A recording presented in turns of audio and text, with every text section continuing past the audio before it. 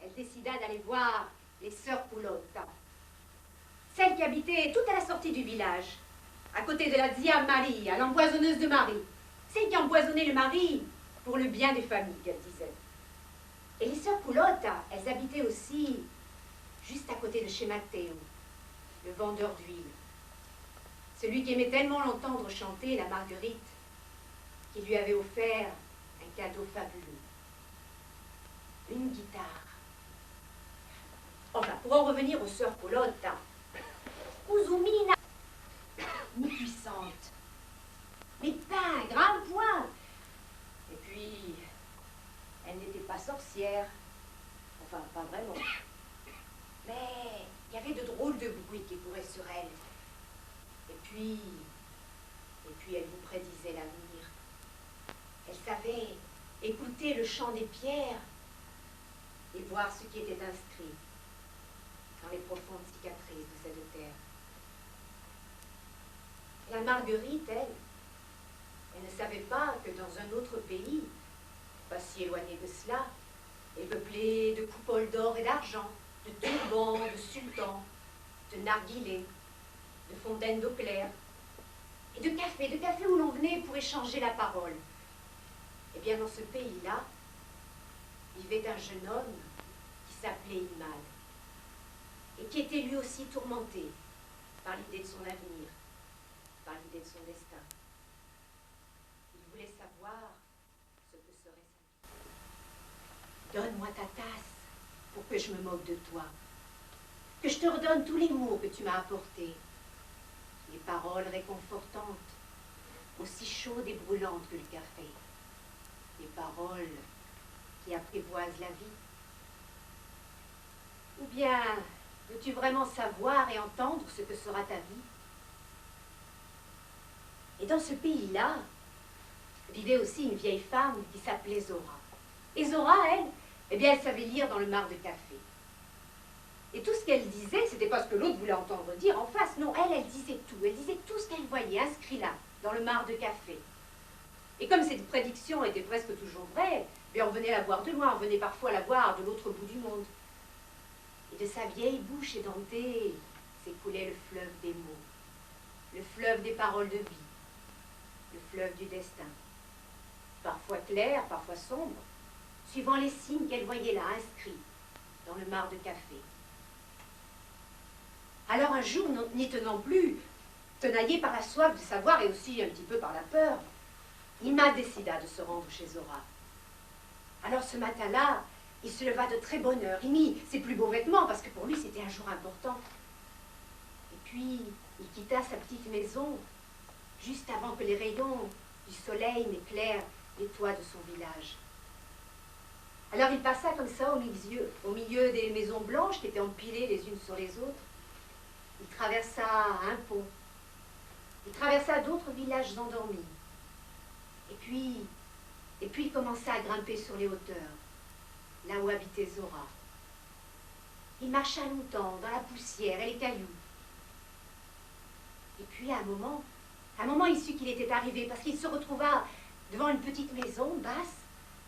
Et devant cette petite maison, il y avait un olivier gigantesque et centenaire qui poussait. Et sur le pas de la porte, là, il y avait un chat qui dormait. Alors arrivé là, pour ne pas avoir l'envie de s'enfuir, eh bien, il alla directement à la porte et il frappa. Et aussitôt, Zora va lui ouvrir. Et quand elle vit que c'était lui, oh, elle le connaissait depuis qu'il était tout petit, il était déjà venu avec ses parents. Alors aussitôt, elle lui embrassa les mains. Elle le fit entrer là, sur la nappe, à côté du grand plateau de cuivre. Oh, elle n'avait pas besoin de lui demander pourquoi il venait. Elle le savait très bien. Donne-moi ta tasse pour que je me moque de toi. Que je te redonne tous les mots que tu m'as apportés. Les paroles réconfortantes, aussi chaudes et brûlantes que le café. Les paroles qui apprivoisent la vie. Ou bien, veux-tu vraiment savoir et entendre ce que sera ta vie? Alors Zora, elle s'est mise à faire le café. Elle a pris sa vieille bouilloire de cuivre, elle l'a mise là sur le feu, et puis elle a fait passer entre ses doigts la poudre noire du café et la poudre blanche du sucre. Et puis, avec des mouvements circulaires, elle a fait passer et repasser sa vieille bouilloire de cuivre sur le feu. Et quand enfin le café a été prêt, elle en a versé à Imad, dans une minuscule tasse bleue. Et lui, Imad, il était là. Il ne parlait pas, il ne bougeait pas. Il était tout bouleversé de voir ainsi les mots et les paroles et les images de sa vie s'élever de la fumée et du marc de café et venir défiler dans quelques instants devant ses yeux. Alors Zora, elle a pris quelques gouttes d'eau claire, elle les a jetées comme ça sur le marc pour le faire retomber plus vite. Et puis pour rassurer Imad, elle lui a dit « Allez, bois mon fils et retourne ta tasse. » Alors Imad, il a pris entre ses mains la tasse et d'un seul trait, il a avalé le breuvage brûlant, rassurant et inquiétant à la fois. Et puis, d'un claquement sec, il a retourné sa tasse. Et le marc a commencé à dessiner sur les parois les contours de son destin. Alors Zora, elle s'est assise à côté de lui sur la natte et elle lui a dit « Allez, donne-moi ta tasse, mon fils. » Alors elle a pris la tasse entre ses mains. Elle a longtemps tourné, retourné, observé.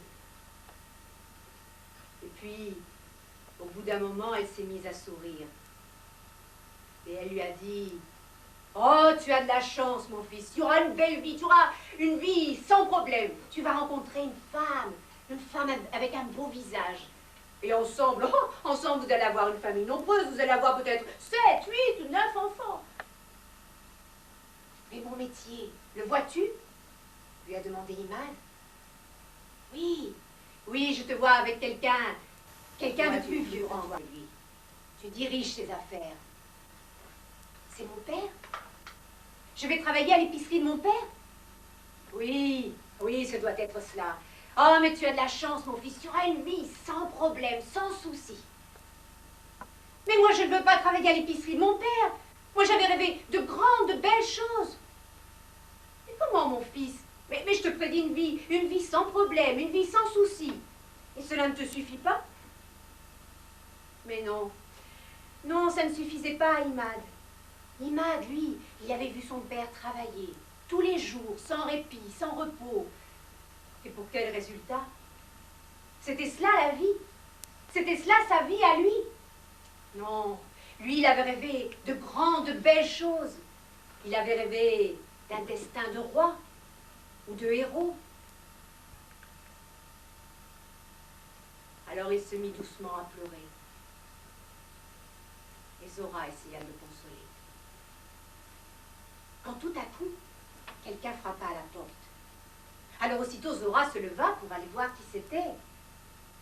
Et quand elle revint quelques instants plus tard, elle dit à Imad, « Écoute Imad, il y a là quelqu'un que je ne peux pas faire attendre. Mais je ne peux pas non plus te laisser partir comme cela. Alors tu vas prendre ta tasse avec toi et tu vas aller te cacher là-bas, derrière le rideau de ma chambre. Et tu vas rester là, sans parler, sans bouger. Et quand il sera parti, nous reparlerons ensemble. » Alors Imad, il a pris sa tasse avec lui et il est parti se cacher là-bas, derrière le rideau de la chambre. Et il est resté là, sans parler, sans bouger, blotti et l'oreille aux aguets. Alors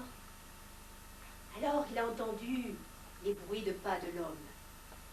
Et au son des bruits de pas de l'homme, il a deviné que ce devait être un soldat ou un officier.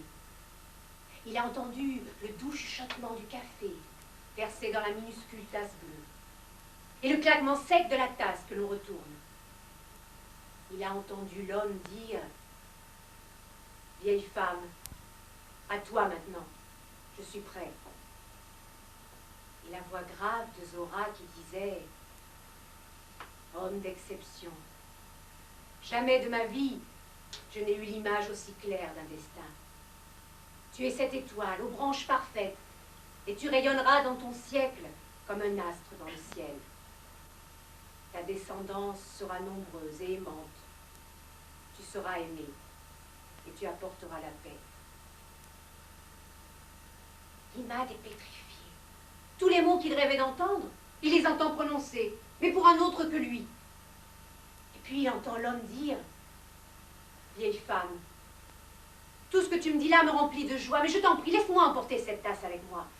Comme cela, lorsque je douterai, que je n'aurai plus confiance, elle m'aidera à me souvenir de tes paroles, à croire en mon destin. » Non, non, mon fils, ne fais pas cela. C'est trop dangereux. Et pourquoi? Parce que si jamais quelqu'un trouve ta tasse, et il porte les lèvres, comme pour boire, il te volera ton destin. Je t'en prie, laisse-moi aller au souk. Là-bas, j'achèterai un coffret, j'enfermerai la tasse dedans, et je te donnerai la clé. Comme ça, tu saurais que dans la coffret, que je n'ai pas rêvé. Comme tu veux, mon fils, et que ton destin s'accomplisse. Et Zora raccompagna l'officier jusqu'à la porte. En un éclair, Imad bondit de derrière le rideau, se saisit de la tasse de l'officier, déposa la sienne à la place, et repartit derrière le rideau. Et là, tout seul dans sa cachette, à l'abri de tous les regards, il se saisit de la tasse de l'officier, il posa les lèvres, comme pour boire, et renversa la tête en arrière.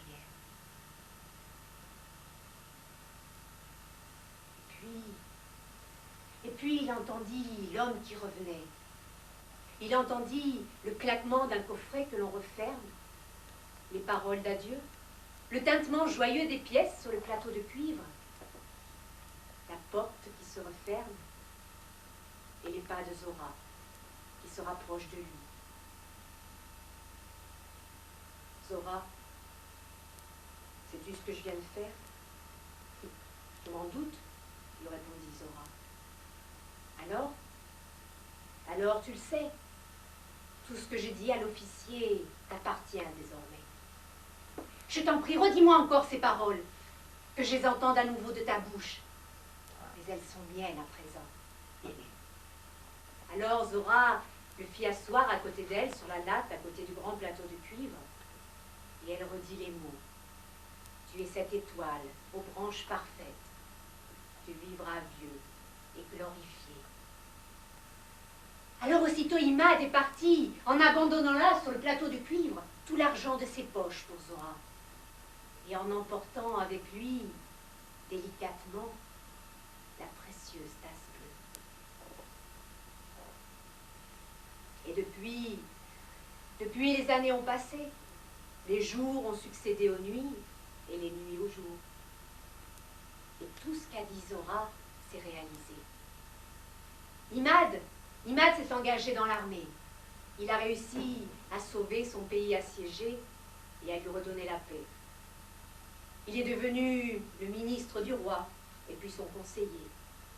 Il a vécu somptueusement entouré d'une femme qu'il aimait et d'une multitude d'enfants. De temps en temps, pourtant, un étrange sourire venait illuminer son visage. Et personne n'en connaissait la raison. Plusieurs fois, il pensa à l'autre homme. Il essaya même de le retrouver, mais en vain. Puis un jour arrivé à la fin de sa vie, sur le lit qu'il ne quittait guère plus, il décida de faire appeler tous ses petits-enfants. Et à chacun d'eux, il dit quelques mots. puis, il demanda qu'on le laisse seul avec Aïcha, la plus jeune, celle qui lui ressemblait tant, celle qui avait tant de rêves au fond de ses yeux. Et quand elle fut là, en face de lui, tout son passé, toute sa jeunesse lui revinrent en mémoire. Et alors, il décida de lui raconter son histoire. L'histoire de cette vie volée à un autre dans une tasse de café. Mais enfin, grand-père, cette histoire n'est pas possible, lui répondit Aïcha. Va dans l'armoire, là, ouvre-la. Dedans, il y a un coffret. Prends-le. La tasse est dedans, lui a dit Imad, son grand-père. Alors Aïcha s'est dirigée vers l'armoire. Elle l'a ouverte, elle a vu le coffret, elle l'a pris dans ses bras. N'aie pas peur, ouvre-le, lui a dit Imad. Alors Aïcha a soulevé le couvercle. Lourd, si lourd, tellement lourd que la boîte lui a échappé des mains et que la minuscule tasse bleue s'est écrasée en miettes à ses pieds. À cet instant même, Imad mourut. Sur ses lèvres, il y avait cet étrange sourire qui venait parfois illuminer son visage et dont personne ne connaissait la raison, sauf Aïcha, désormais. Donne-moi ta tasse pour que je me moque de toi, que je te redonne tous les mots que tu m'as apportés, des paroles réconfortantes, aussi chaudes et brûlantes que le café, des paroles qui apprivoisent la vie. Bien, veux-tu vraiment savoir le secret du destin?